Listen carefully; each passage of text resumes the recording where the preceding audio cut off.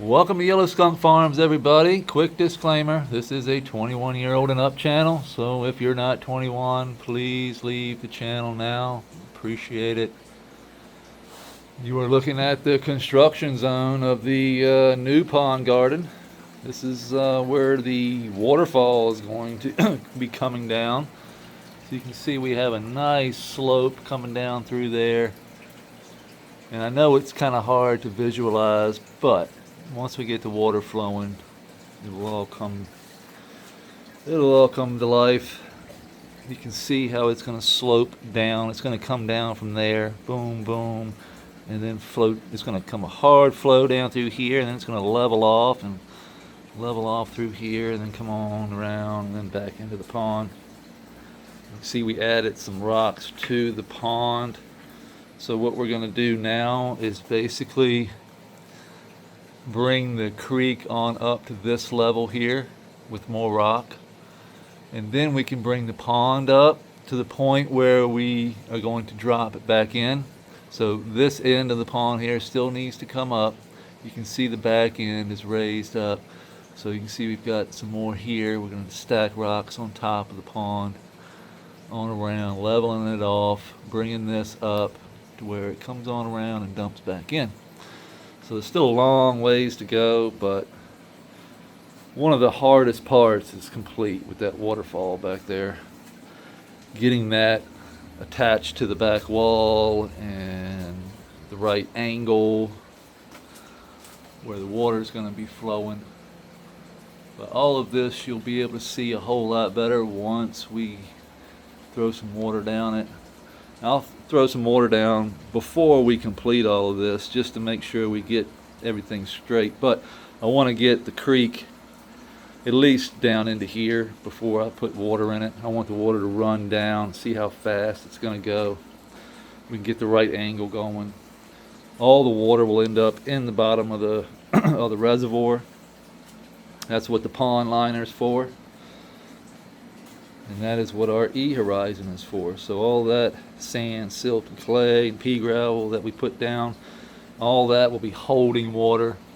And then that clay will wick the water up, wicking it up into the soil so the plants can drink from the bottom up. And we keep the top of the soil moist with the wicking action from the creek.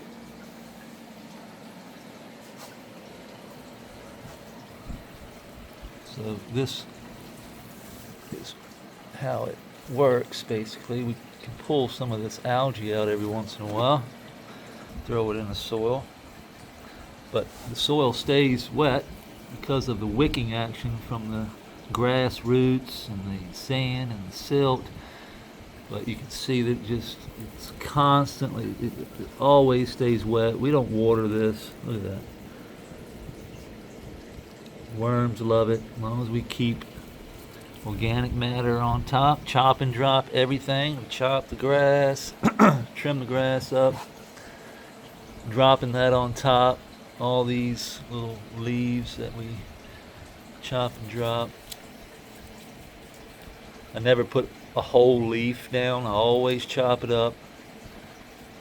Easier for the critters to break down and get in there and tear it up. This is Lunar Cheese by Luna Whitcomb. Extremely beautiful plants. Nice, short, stocky. These over here in the middle, these are raspberry deadheads. We have been thinning quite a bit. If I don't thin these plants, they will go crazy. You can see how I like to take fingers. And that's simply to open up these leaves every once in a while, maybe once a day, every other day. I'll come in, take a finger. It's just going to open it up. I'm keeping the leaf, just opening it up for airflow.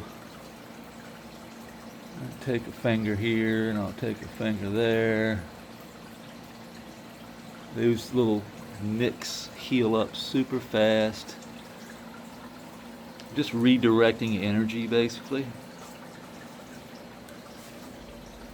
Opening up that airflow. You can see how big that one is over there, just covering up everything.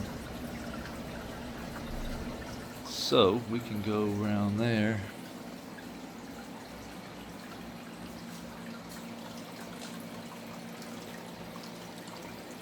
You can see how big it's got. It's just covering up all of that.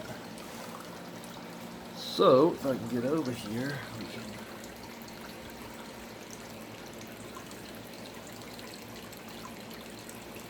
push that down underneath there like that.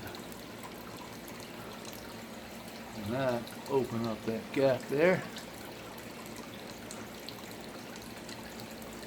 I can take this finger here.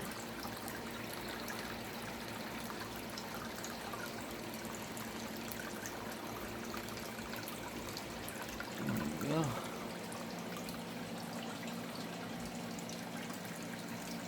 Looks pretty good to me. You'd probably take that bottom one, but we're just going to leave it for now. I'm going to definitely flip the flower next week. I'm not going to go another 10 days, that's for sure. These plants would go crazy. What's up, Cooter? Pooter? There's Plinko over there. See, the pond is crystal clear. Doesn't even seem like it's deep water, does it? I had somebody ask the other day, how deep is it? And it's about, I'd say 18 inches. At this point, probably could add. You can see how much the water line has dropped off that the log right there. See the water line? And that's about 2 gallons of water, maybe 3. And that's about what this system will use, depending on how big the plants get. Determines how much water they wick up. Most of that water gets transpired back out into the air where the DHU catches it, dumps probably 1 gallon to 2 gallons a day back into the system. Our mini split also, dehumidifies, dumping water in a tank outside that we use for outdoors. So that's basically what we do. This elephant leaf here is probably going to need to come off. This one here eventually, but we'll just pull it out of the way for now.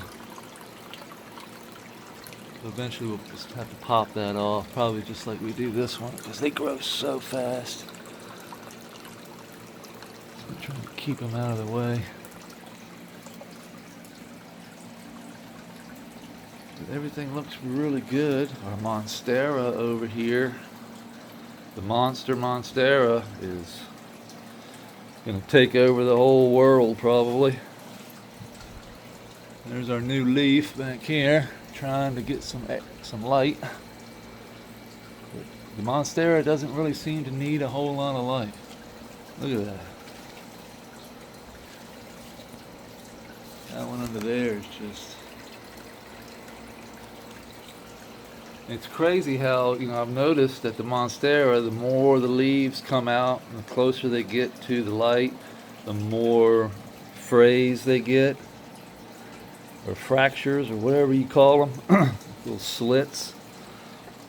You can see that one back there doesn't get a whole lot of light. One of the first ones that popped up doesn't have a whole lot of center slits there, but that new one does.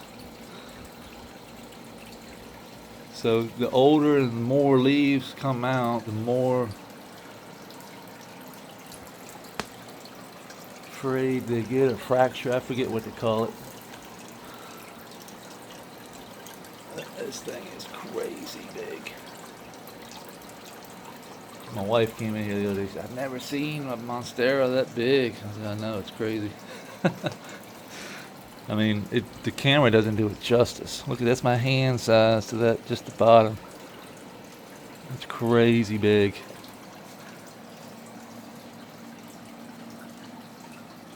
Takes up the whole terrestrial side just about. Eventually it's going to take it over. I'm just going to keep pulling it back and letting it grow up. So I've got this hemp line back behind here. You can see pulling it back. If I didn't do that, it would be all the way over here. And I've got the hemp stalk from our old land race there, propping up. But that's where we're at.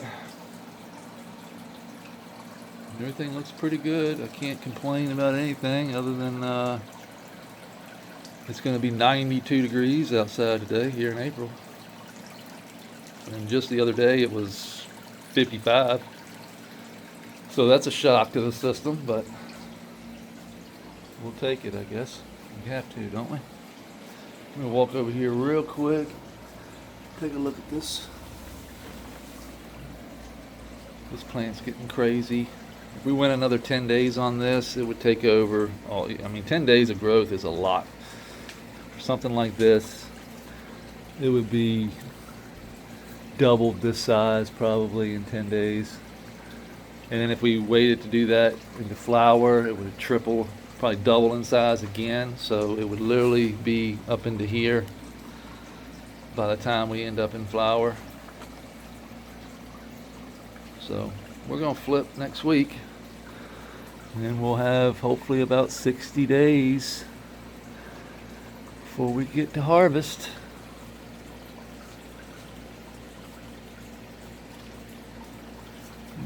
Take this little thin one out right down there.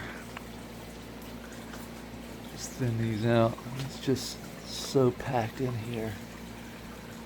And they smell freaking amazing when you pluck it. I mean, just poosh. It's like a skunk, like when you do that, when you pluck one off. It's like, pew, puts out that terpene smell. It's just funkalicious, really.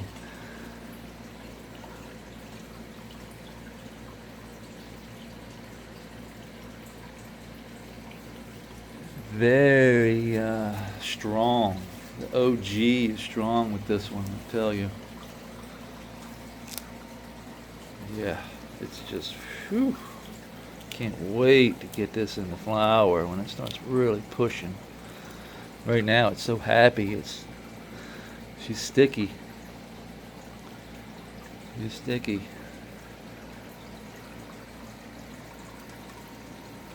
Like I said, I just want to keep them where the air flows. I don't have to worry about powdery mildew, shit like that, you know what I mean? Like taking these big honkers off that cover up everything, that lay on top of one another.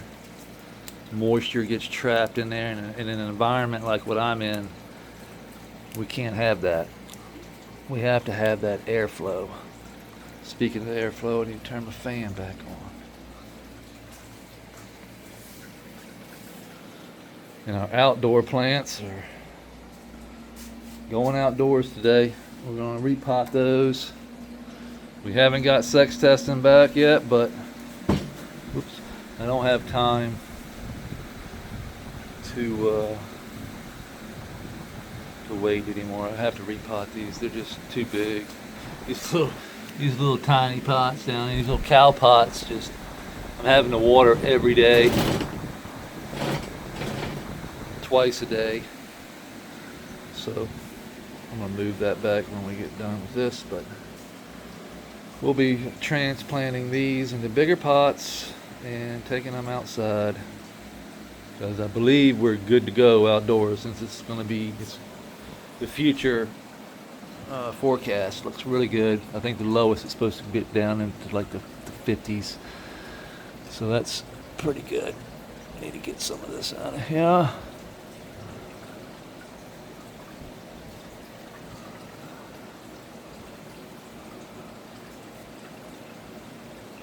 These things are just going to throw massive buds.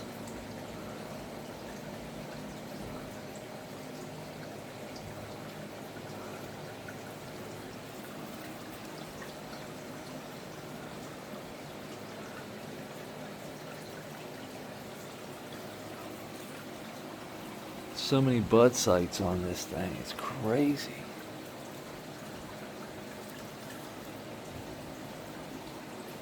Good. take this inner one too. There we go. That opened her up. That looks good.